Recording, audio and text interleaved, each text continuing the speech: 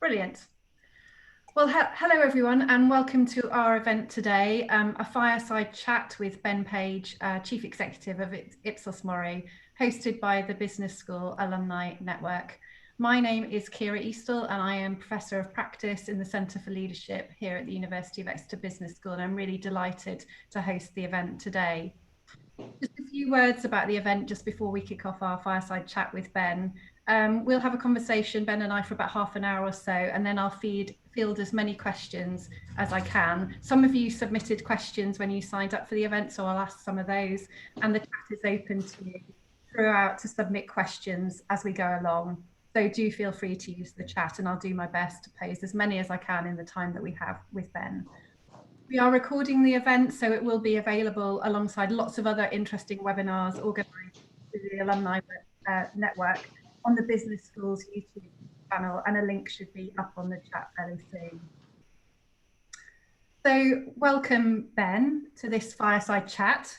I have to say that we've all done lots of things during the pandemic, haven't we, for the first time, and I have to say this is the first time I've hosted a fireside chat on Zoom. Without fire, there appears to be no fire. There is no fire. I was going to make. Right. I have a wood burning stove in this room, but I haven't got one up. But I do feel that we kind of need winged back chairs, possibly tartan or some sort of plaid, beside a roaring log fire. But we'll do what we can. But in keeping with the fireside chat, I'm hoping that we can keep this event fairly informal, quite conversational, and hopefully get to know a little bit more about you.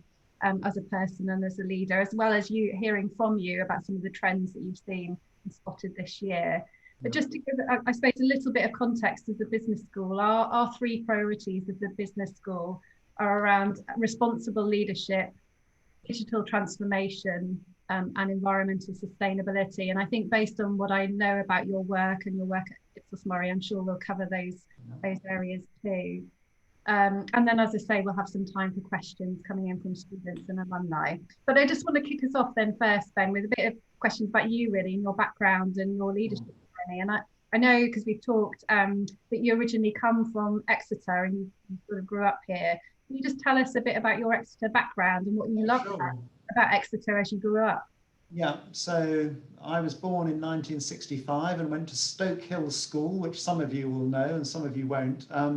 I then later on was educated out at Crediton at QE, and I did my A-levels at the Technical College. My dad taught English at the university, and his wife was one of the librarians. So I know a little bit about the university, which of course has changed dramatically over the last 50 years. I have memories of going into one of the, I think it was Queen's buildings, and the sort of seemed very grand common room when I was a very small child or even a teenager in the early 70s. And I think that's probably all changed. But no, and I had a great time at Exeter. I enjoyed my time at the Technical College. I used to DJ at the Timepiece nightclub, which some people on this call will have been to. And then I left in 1983 to go to Oxford, where I did history. And after that, I moved to London, like a lot of people from the Southwest, actually. They sometimes go back later, but there is a brain drain from London from the Southwest to London, like a lot of British regions, which is an interesting phenomenon. But yeah, but Exeter's a great, obviously brilliant quality of life, a great university. And for the last 33 years, I've been working here. I've failed completely to leave. We did a management buyout in 2000. That should be interesting to people on this call.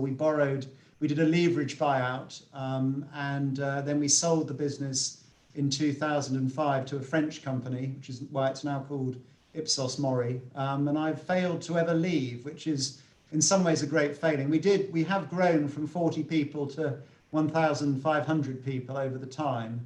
And I'm now on the global board of Ipsos, which is interesting. So yeah, it's been and obviously close to British politics and public life. For a lot of my career. So that's me in a sort of potted history. So you spent sort of pretty much your whole career at Ipsos MORI, or a version of it.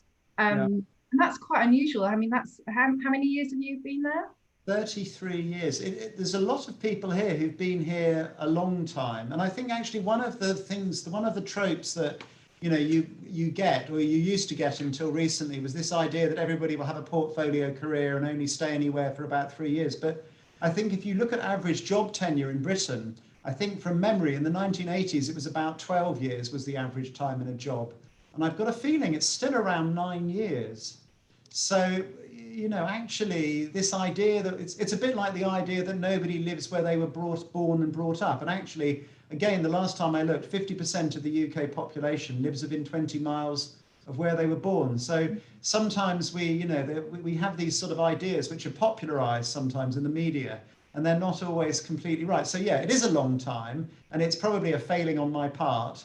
If you're in your 20s and listening to this call, the advice from my friends at the Resolution Foundation is that you should change jobs several times in your 20s. So I clearly failed there. If anybody from Ipsos MORI is listening, forget that piece of advice. But it does tend to be correlated with higher earnings, although actually more recently, because of the recession and some of the difficult, even before COVID, job tenure was actually increasing among people in their 20s. But yeah, it is a long time, but the company's changed. And as I say, I had to borrow a lot of money to invest in it, and then I've been sort of bound in. At the moment, they use a free share scheme. So if I ever leave, I lose 3 years of free shares every time I think about leaving. So it's a reasonably effective way of getting you to stay. When you think back over those 33 years, can you sort of tell us a bit more about how you've developed as a leader over that time? Have you been? Yeah, I mean, clearly, again, I'm a testament to the great British amateur, aren't I? I have been on some residential leadership training courses, but I mean, I've learned about it like a lot of British managers do, unfortunately, through trial and error and making lots of mistakes. My own practice, I used to lead our government practice until I became chief exec 11 years ago. I did spend a lot of time looking at management in the public sector and political leadership and management in the public sector. And I think that what I've based my own practice on is what the data shows, which of course is there's a lot of correlation in terms of effective communications, giving people autonomy, clarity about the big picture and the overall things that one's trying to achieve. Peter Drucker, who many of you will know, my favorite, now dead, but my favorite management consultant, who believes that culture eats strategy for breakfast and then has structure for lunch. So all of those things I've applied in my own practice. And actually, I've just got our latest global staff survey results in from 90 countries. And they show that we are, for a big country, and it's easier to get good scores in a small setting than a big setting generally. But we do okay, at least inside the world of Ipsos, we do fairly well. And a lot of that is about, it is about focusing on culture, because you can't do everybody's work for them. You have to build a culture that defaults to doing the right thing. And so I've spent a lot of time doing that. My ideal is to make myself redundant. I mean, everybody says that, but I'm genuinely trying to do it so I can do more interesting things like this rather than actually looking at the accounts. And thinking about people on the call, students in particular, and thinking about them developing their career, how would you advise, people starting their career to think of themselves as leaders and to develop as leaders? What do you think? I think it's different in different settings. We do a survey, interestingly, of people on the boards of the FTSE 500 every year, and we asked them recently what their advice would be to young graduates starting out. So I thought that might be interesting. So they say, make sure you get some international experience. These are all mostly, of course, international businesses. So I think, and certainly my weakness in a global business, which I'm on the board of, my weakness is that I did go and spend a year in Scotland once, but that doesn't really count as international experience, at least until independence, and we'll come to that. That's a weakness in my own career history. So getting some international experience, working in different parts of a business, and then there's a lot of soft things around learning to listen, which I think is interesting. But the other one that they come out with, which a lot of the young graduates here never really want to hear, is work hard. The overwhelming piece of advice is to work hard and go the extra mile, which doesn't sound, you have to work smart, but you do have to work hard. But I think, that point about, being flexible, I wasted probably 5 years of my working career, probably by being a bit chippy. I was quite difficult. I was quite sort of angry for all sorts of reasons. And I think being able to get on with people and self-aware, those are things that, often are the things that trip up lots of very clever, brilliant people is their lack of self-awareness and their inability to work in a complex setting or with lots of different sorts of people. And if those are sort of soft skills, and I don't know how you teach those at the business school, but those are things that are invaluable. Getting things done in a complex world with people who are very different from you is a really important skill. And you can have people who are brilliant technically, but if they can't do that, then they're not much use ultimately. And have you had mentors throughout your career then, Ben? I have, yeah. When I became chief executive, I did get some mentoring advice. But the other thing I've done is a lot of because I do interview senior business people all the time, I've often asked them for advice. So I'll just ask the chief exec of HSBC or Vodafone. This was particularly when as I became chief executive, just for their advice. And the advice I get from my clients who are often leading these organizations is fascinating. So yeah, absolutely, go and talk to people. And most people will want to give back and provide some time. And I've been amazed at how younger graduates these days use LinkedIn, and just recent graduates use LinkedIn to get advice. So I'm besieged by people asking for advice in a way that when I was 21, 22, when I left university, well, first of all, it didn't exist. So you couldn't, getting access to somebody like me would be much, much harder. But now, because of social media, actually people are accessible. And so I would go and ask politely for some advice. People will generally give it. Yeah, they're very generous. Yeah. Tell us, Ben, and this may be kind of pre-COVID and now, but just tell us a bit about what a typical day in the life of you as a CEO it looks like. Yeah. Well, before COVID, it would probably mean going for breakfast somewhere with somebody who was perhaps interesting, or meeting a client. So quite a lot of informal meetings, meeting journalists, senior civil servants, but just having that sort of human connection, and because it's about relationships. Our business is, a lot of it is competitively tendered. But it is ultimately about relationships and building a network. And you can't sort of do that by sitting at a desk from 9 to 5, where it's much harder to do that. So I would go and I'd probably have a breakfast with somebody. Then you might have some internal meetings about the budget, might be helping people getting ready for a pitch, looking at business plans for a particular area, I often do speeches. So I might be do a talk somewhere. Sometimes I do three in a day. I mean, it's unfortunately easier on Zoom than it used to be physically. So it'd be a real mixture. You might get a media interview for a TV or radio show dropped into the mix as well. I think I'm reviewing the papers on a radio show at 6 o'clock tomorrow morning for some reason. I'm obviously mad, But it's about, so you're acting as a figurehead for the business, but you're also looking at, obviously, I'm ultimately responsible for the profit and loss account of Ipsos MORI. So I've got to keep an eye on that. It's a bit like spinning plates, but I've got 15 or 16 divisions here. I can't do their work. They've all got management teams, but I will be asking questions about their time utilization, their profitability, their marketing plans. All the client, after every project, I'll get feedback from clients. So every morning when I wake up at about 6, I'll look at all the feedback from yesterday from each client on our projects, and I might reply to some of those clients. I'll pass them on to colleagues. So it's endless. And now with the lockdown, I spend about an hour a week on sort of broadcast sessions, a bit like this on Zoom, where I'm talking to people about things we're doing internally. And so have you found, tell us more about how this year has been for you in your team? Well, it's been horrible, hasn't it? I mean, it all started quite well. And then April, May were ghastly because we're turning over, I don't know, 250 million or something like that. And about 30 million was just cancelled in April. And I was thinking, okay, well, if it's going to be like that every month, I'm going to be laying off huge numbers of people. And then, and it fell so quickly. And the other problem is knowing a lot of our work is based on face-to-face data collection.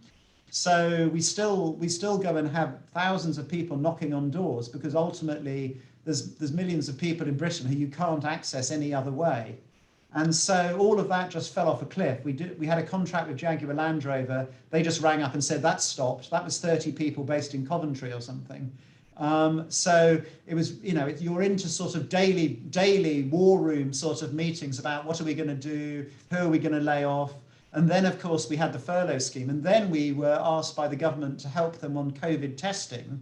So suddenly we were, from having everything stopping, we were then having to build a cold chain of 5,000 vans with couriers in to collect swab samples all over the UK in 10 days, which we're now doing on a daily basis. So it's been an amazing year. And actually, overall, it's turned out to be okay. But it's been incredibly demanding, I suppose, in terms of just managing people and the need to over-communicate. And I can't stress this enough. The need to over-communicate in a crisis is something. We saw that with politicians, the ones globally who've done best. And if you compare Nicola Sturgeon's ratings with those of Boris Johnson or Angela Merkel or Jacinda Ardern with Trump, you'll see that the people who are consistent, clear, communicate regularly, they have been rewarded with much greater appreciation than people who've been inconsistent and infrequent in their communications. And what do you think, thinking about the business then this year and thinking about, next year, what do you think is going to stick? What do you think's changed then for Ipsos MORI? Well, I mean, the digital accelerator, I think the thing that's, if you look at the trend, I think if you're looking at all the trends that have happened and the things that have occurred during 2020, the thing is to look for the things that were already present. So we were already doing flexible working.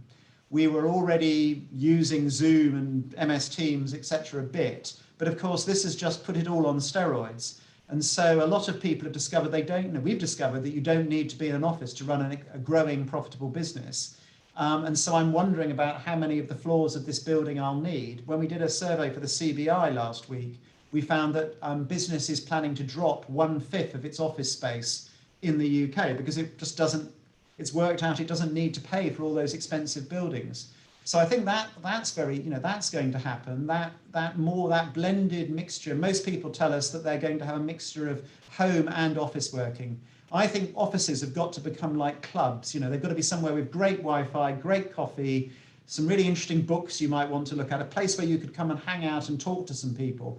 But it's not automatically the place that you go to write a report or to go and really study those accounts in minute detail. You might go and do that somewhere else. But so we still need offices, but we don't need them quite in the way that we thought we did. This place is like a battery henhouse of desks, and we don't need that anymore, probably. Then, there's quite a lot at the moment about recruitment and the war for talent and so on. Do you think you're a global organisation already, but do you think it will change your recruitment and sort of talent? I think it does mean that you don't need. I think that prejudice about place and physical proximity will still be a prejudice. I'm advertising various senior roles at the moment, and I've got people saying, "Well, I live in France and I can lead your business.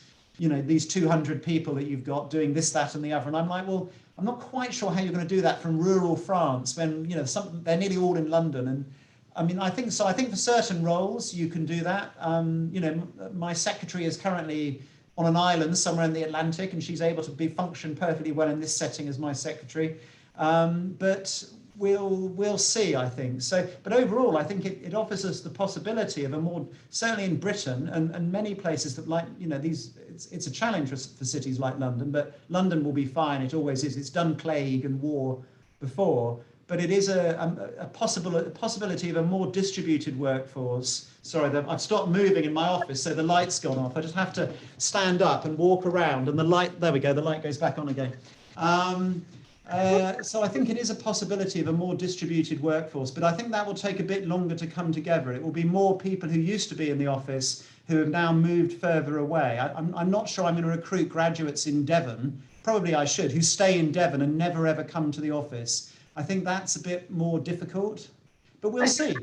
I was going to ask you about the Devon and Cornwall dimension to that though. Do you think that it's a real opportunity for businesses in the Southwest to kind of garner talent? Possibly. I think it certainly, it certainly removes some of that. If people are going to be doing everything virtually, then it allows you to compete in theory with businesses that are, in London. The only challenge is, and of course this has been raised by various commentators, is if I notice that all my staff can do their work at home, I then wonder whether they need to be in Britain at all. And I start to wonder maybe they can do it from Kuala Lumpur or Bangalore or somewhere much cheaper. And we've already seen some attempts by Google and Facebook to try and reduce the wages of people who are going to be further away from expensive cities. So, you know, we'll see how it evolves. I don't think it won't happen overnight, but you can sort of see this pattern. And I might think, well, if Fred now lives in Margate and is only planning to come in every fortnight, do I need to pay him, this mythical Fred, the same as I did when he was living, you know, 10 minutes from the office and killing himself with a mortgage? He's now got a large house and no mortgage. Maybe he doesn't quite need as much money. You know, I might, you know, what are average wages in Margate? I might be saying. Of course, I'm sure you're not saying that to your. I'm not, of course not. But it's you can see it going through some people's minds. You know, yeah.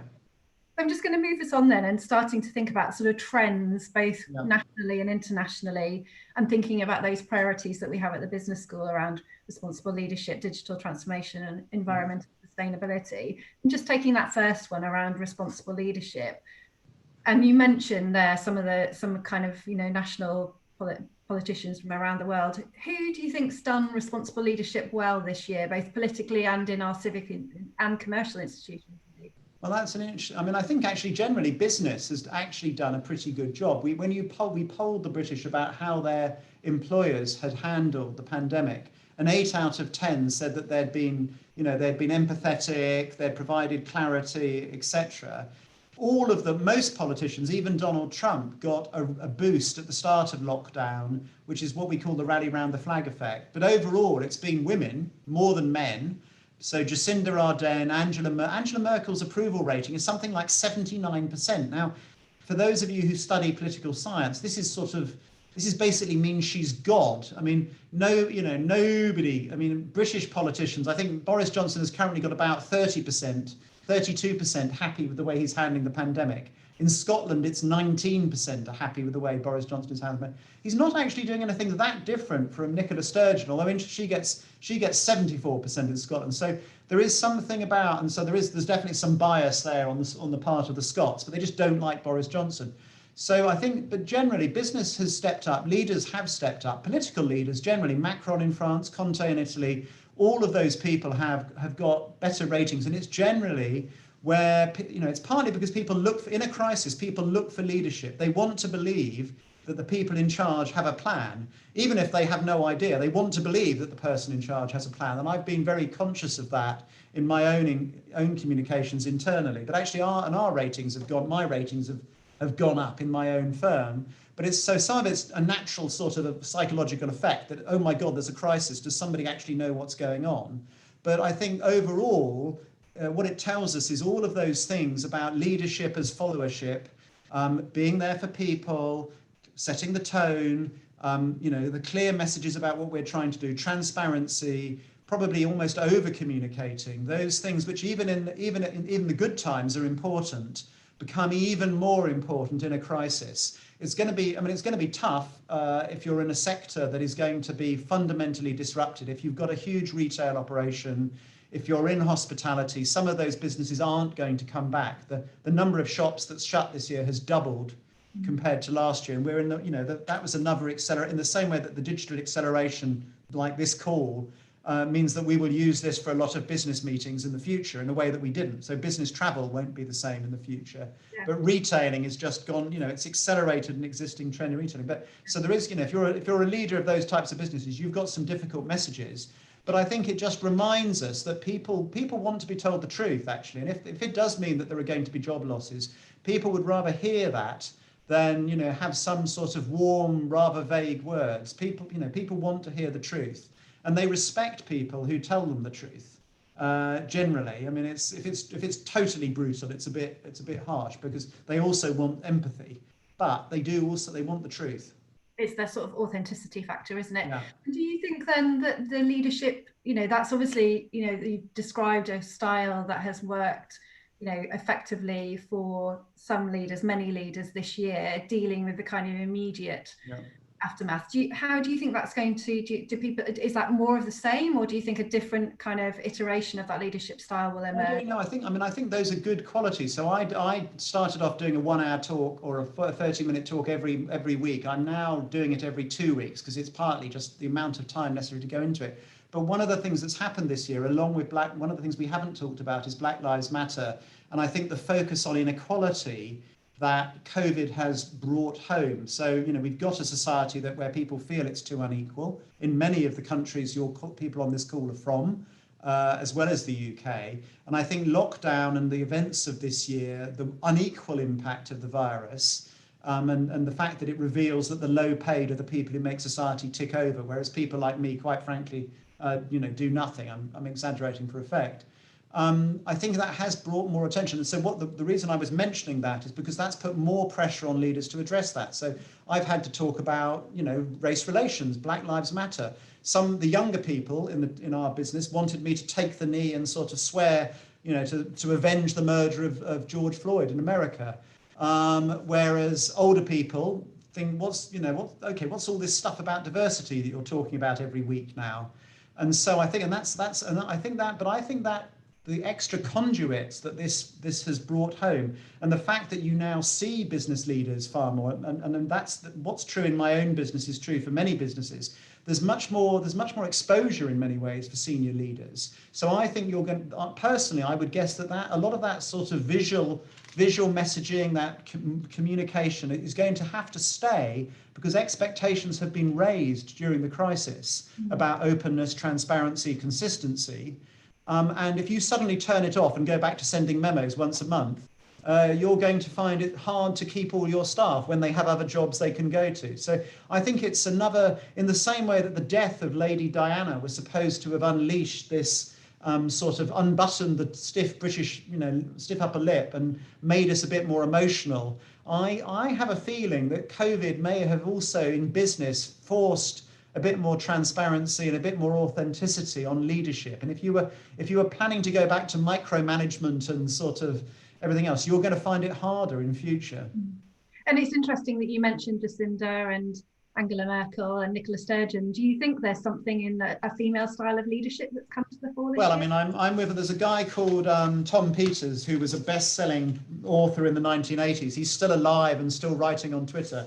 But of course, he cites all of the reports that, as you know, Ciara, women are just generally better leaders than men.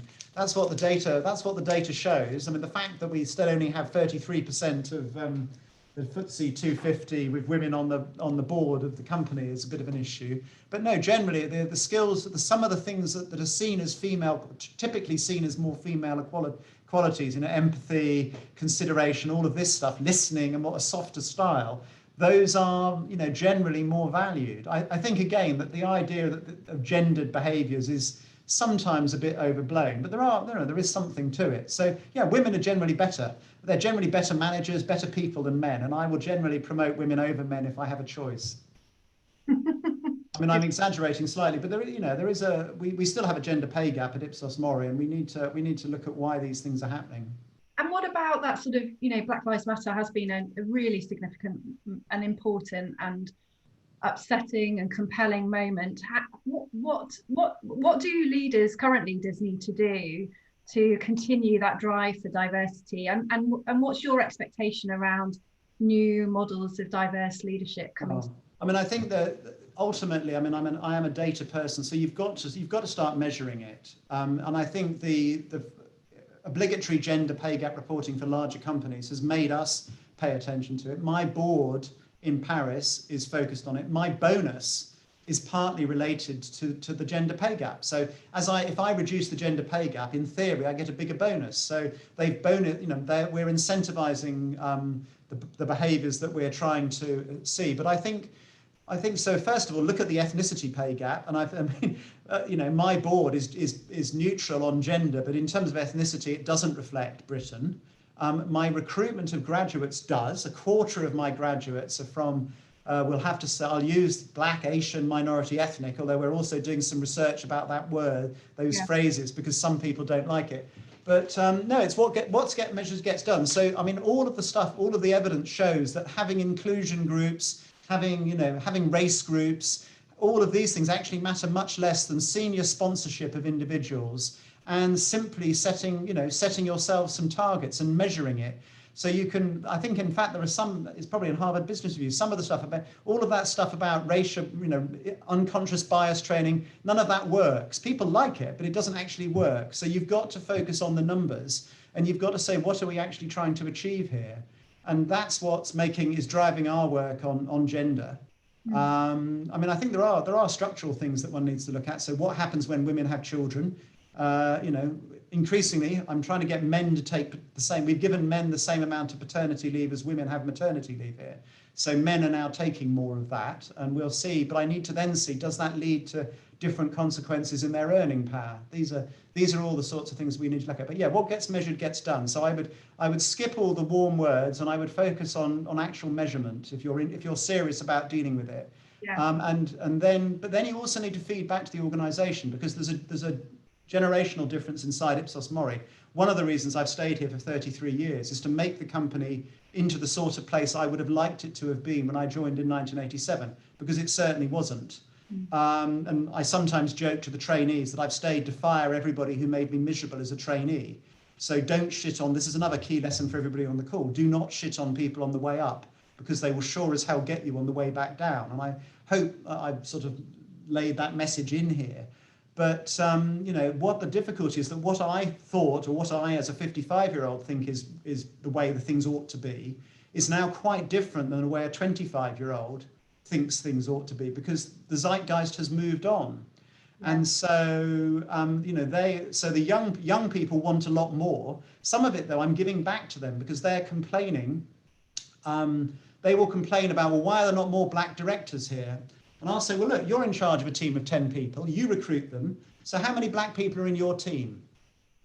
Oh, well, then how can I promote any more black directors if you haven't got any who are associate directors or senior research executives? So, so it's some of it is about holding the mirror back to the organisation, you know, to the and looking. I think you need to look at your talent funnel. You know, if your board is my board is pretty much entirely white. But of course, then I need to start to look at the layers below and say, what am I doing about, you know, promoting people there, etc. Yeah, great. I'm going to move on to some of the questions that we've had, Ben, so that before we close, and we've got a few that came in before. So I'm going to ask you these two questions together because they're quite similar. The question from Richard: how do you protect against your services, so Ipsos MORI services, being used during a general election to generate results that galvanise a reaction, for example, voters for one particular side? That's one question. And then the other in today's world where data is almost akin to power, it can sway individual opinions about anything, ranging from a product to a governmental policy. How does Ipsos MORI measure and maintain integrity aligned to its organisational values? I mean, we obviously have a strong code of conduct, so you're not allowed to publish anything here or even ask questions that are going for publication without them being cleared by a panel of senior people. I mean, and our whole thing is about, you want to produce things that are going to be right. So we're not trying to produce data to sway public opinion. We are trying to produce an accurate estimate of where public opinion is. I think there is a challenge in, you know, somebody wants to ask you about X, Y, and Z, but doesn't want to ask about A, B, and C. So, you know, you focus on the fact that the British, so you could, for example, do lots of polls showing that British people want to reduce immigration, which they do. But at the same time, you can also ask and find out that 94%, I think, or even 96% of British people say you don't have to be white to be British. So do you want to do the questions saying that everybody wants to reduce immigration, which the majority do, or do you want to do questions about another dimension? So there's sometimes arguments and judgments about that. But I mean, ultimately, we stand or fall on, you know, the accuracy of what we're doing. If we're producing biased polls, we'll just get eaten alive. And our job for most of our work is never published. It's for businesses mostly who are trying to make decisions about to invest in this, to invest in that, what will get more market share, etc. And you know, the main point there is not to produce leading questions, but you're trying to get to the right answer. So we spend a lot of time worrying about question design, sample construction, etc. It's never perfect, but that's the fact that you're going to, if you're going to stand up on election night and say this is going to be the result and it's then not, you really don't want to be standing there. I've done that before. Sure. A question from Vera. What professional skills should we start developing to prepare ourselves for a new future or new normal while seeing an ongoing economic downturn, furlough schemes, which then turn into frequent redundancy? So yeah, I think it's really hard actually, and I'm a history graduate, which for some people in the government who are obsessed about STEM qualifications, you know, a history degree is useless. But you see, I think actually the main thing is adaptability, thinking laterally. One of the things that AI is still having great difficulty with is making connections with things. It can, you know, a lot of the data that we have is there's loads of data, but it's how do you make connections between things? And I think it's learning to be flexible, staying curious, but also all the soft skills about, it's not just about your technical skills. It is about how you get on with people, your ability to inspire people. And some of these types of things, your ability to be somebody people want to work with or want to hire, these are as important in many ways as your technical skills. I've got people here who, they'll have to remain nameless, who've got first-class degrees from the best universities in Britain, but they'll never even lead a team because, well, partly probably they often don't want to, but because perhaps they lack the necessary emotional intelligence to do so. So, you know, it's being well-rounded and flexible. I mean, I had no idea I would end up doing this job. And I think for many people in future careers, you know, there will be careers in industries we don't yet know exist. But if you're flexible and can make connections, you can think laterally. I think reading widely also helps. Read outside your subject area. Keep up with the latest ideas. These are things that will always be hard to reproduce. Good advice, thank you. Question from Lee. What trends should our leaders be looking at as we travel through COVID? Well, gosh, I mean, it depends obviously it depends. He goes on to say to understand how consumer behaviour will change in a post. Well, I mean, yeah, I mean, well, first of all, look at, there's a video of mine on YouTube on the Ipsos MORI channel where we look at how consumer behaviour has changed during 2020. I mean, it's difficult to know because if everything is back to normal by next autumn, and everybody can mix physically, so physical hospitality, people can start flying again. You know, what will be left behind? Will be left a massive state overhang, so there'll be massive government debts everywhere that, you know, if interest rates stay low, it will be okay. If interest rates go up, it won't be. But I think, you know, what we've seen at the moment, of course, is a search for reassurance, a search for comfort. People want brands that understand them in the same way that business has had to focus on diversity and inclusion during 2020. People want brands that speak up. They want brands that match their purpose. We've got 68% saying they want business leaders to speak out. So brands need to sort of, you know, be much more empathetic, be reassuring. It's actually quite good for local brands because they've seen a resurgence against global brands in some markets. But there's a lot about comfort and reassurance there. But that may have changed in 18 months, to be quite honest. So it really will vary from sector to sector. But I think that need for getting brands to be authentic does seem to really be there. I mean, they still have to be very cost effective and price competitive. But if you've got to choose between an inauthentic and an authentic brand for the same price, then we know which way people will go. Tricky to get that authenticity bit right, though, isn't it? Yeah, absolutely. Authentic. Last question from our audience, and then I'm going to just round up with a couple of questions of my own. So, a question from Ian. Your research showed that 72% of people would prefer their life to change significantly than go back to life pre-COVID, specifically in the area of sustainability. He says, have you got any research to track sustainable companies against staff happiness? There's a strong correlation between employee motivation and believing that your company is doing the right thing. Now, that's not necessarily the same as being audited by George Monbiot and Greenpeace as to whether or not your company is doing the right thing, but certainly believing that your company is doing the right thing. So one of the things I give all my people here, time off to volunteer, we do an environmental audit, all of these things are all important. And particularly younger staff want to go to employers that at least make them feel like they're doing the right thing. It's slightly more complex when we get into things like ESG funds and whether companies that are heavily focused on ESG, environmental, social, governmental stuff, are actually physically outperforming polluting weapons producers. I mean, the argument is that in the long run they will. But certainly I would say that during lockdown, we haven't seen a decline in interest in the environment. If anything, it's gone up. But the challenge, I think, is that people just assume both that brands and companies will be doing the right thing. And so that is the challenge to a certain extent. So I don't know if that's answered the question, but that would be my sort of take on it. Thanks, Ben. So just, gosh, this time has gone so quickly, but I just had a couple of questions of my own. So one of the things I wanted to ask you about was when you think about the role of higher education and specifically business schools, how do you think we as a business school, how can we help support our community, our businesses, our country really, as they emerge out the other side of the pandemic? What do you think?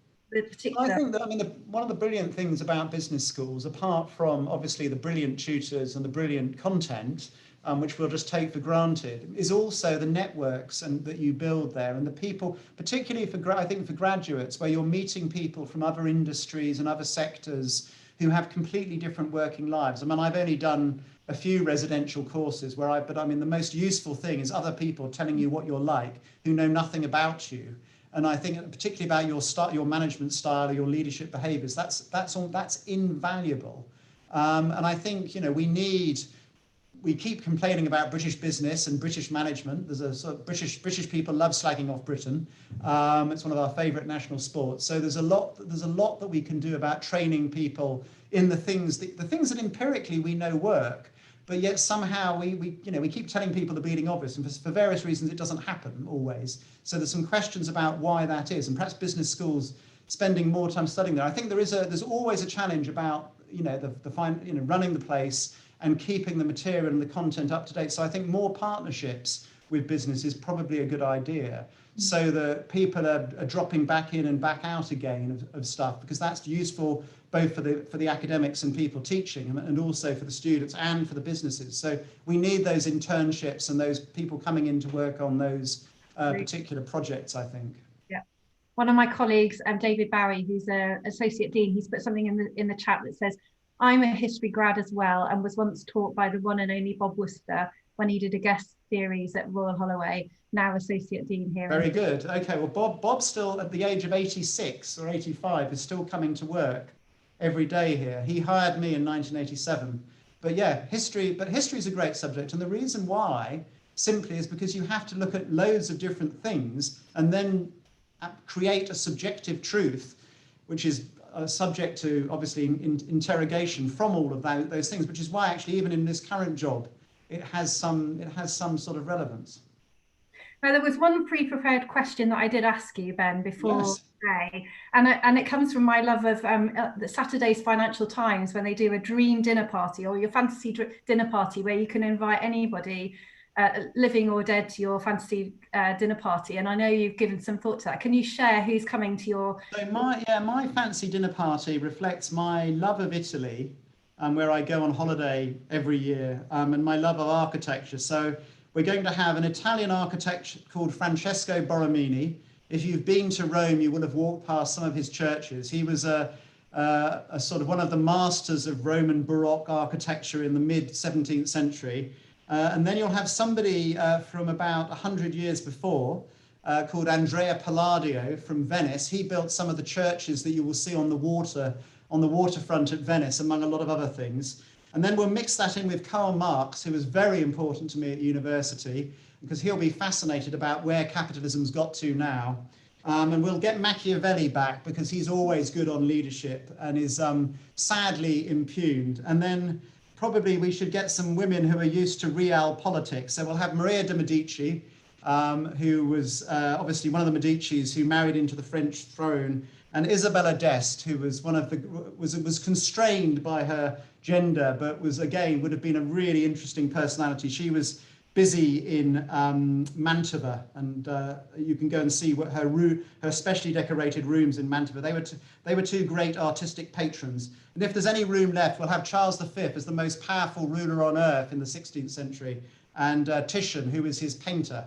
So that will be an interesting dinner party. They will assume they all speak English, because otherwise I'm going to have a lot of trouble. But there should be some good food and wine and interesting examination of realpolitik and economics there. Sounds like a dinner party to be at. Well, thank you so much, Ben, for joining us today. It feels like we could go on for a lot longer. Perhaps you'll come back next year and do something else with the business school? Sure, happy to talk about trends anytime. And if anybody needs any data, we try and put a lot on our website. But I think the biggest message in all of this is just the need to be adaptable, because nobody knows what's going to happen. And if they tell you they do, they're usually wrong. So therefore, it's how do we be resilient, both as people and as organizations, to pivot to whatever the future throws at us. And that is the biggest challenge.